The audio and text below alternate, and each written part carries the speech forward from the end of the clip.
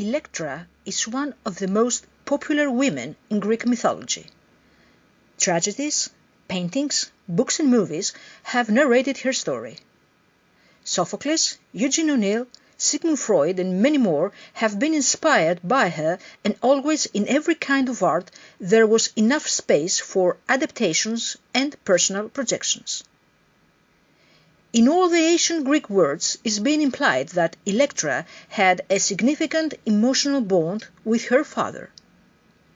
She is pictured outside of his tomb performing funeral rites.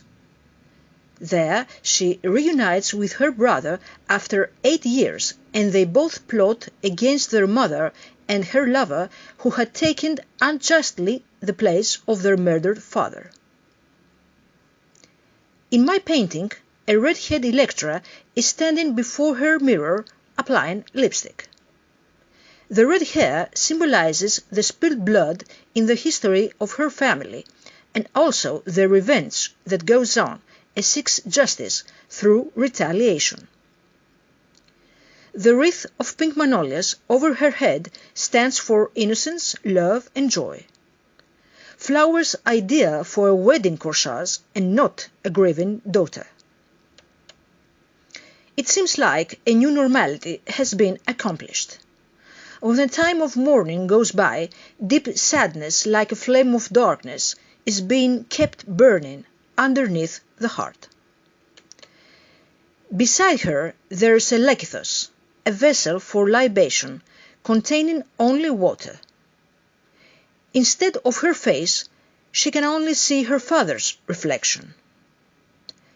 Her obsession is the cause for her confusion.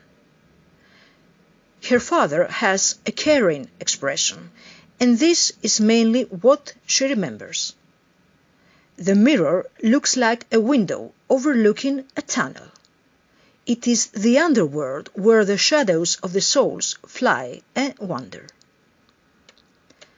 A colourful bird, a representation of her suppressed desires, has escaped from the blue cage of life and is hanging upside down, trapped in the shutter of the other dimension. Agony, pain and incapability of solving this situation keep her also imprisoned in her dark thoughts and buried in her hollow fantasies. Above the mirror window, an elm sapling is uprooted. Elm trees were believed to grow in Hades.